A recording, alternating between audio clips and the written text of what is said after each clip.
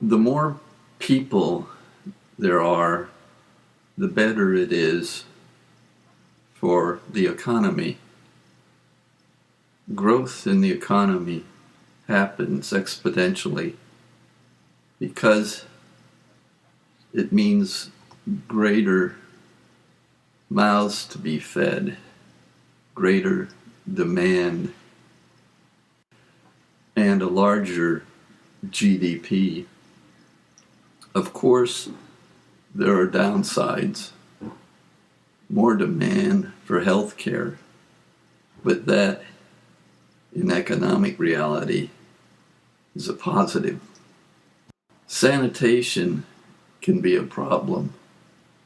If not addressed, one can end up with plagues, and if not managed, can reduce the size of the world population.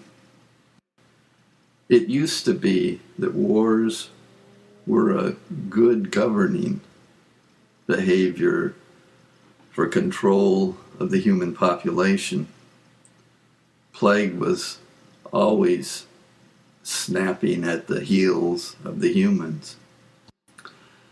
There was a constant leveling out of the population till very recently. The numbers of humans living on this planet have spiked dramatically, and that spike has not leveled out.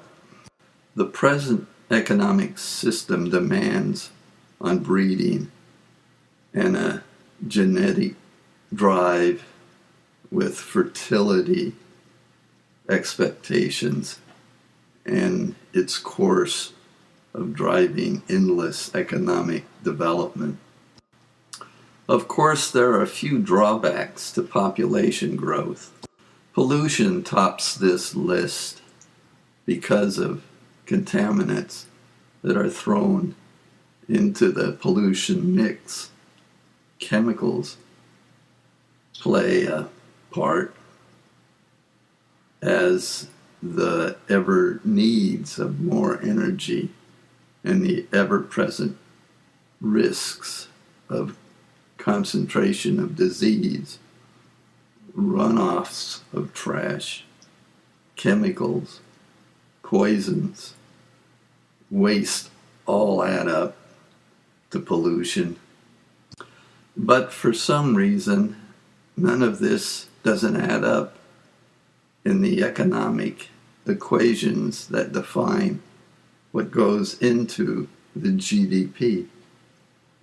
Economic externalities are accepted as a given to the existing system, but not included in what the economic system considers relevant to how the economy ticks along.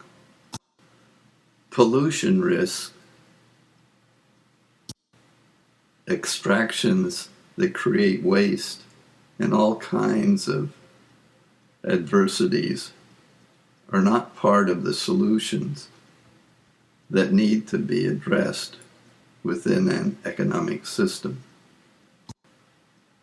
The activities of politics drive any economic system. The formation of groups at the local all the way up to international governing forces are the forces that put into play opinions, influences, and decisions that drive economic activities.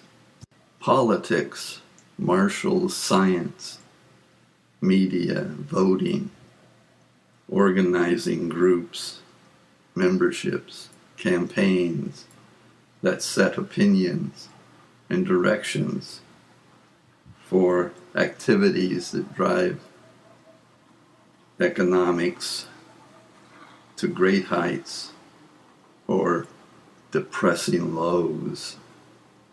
If power resides in that hand of the chosen few and control is given to that few by a political system, then the choices get limited and the future of an existing economy comes under the control of a few that in the long run forget about the true needs of people and reflect the needs of the few.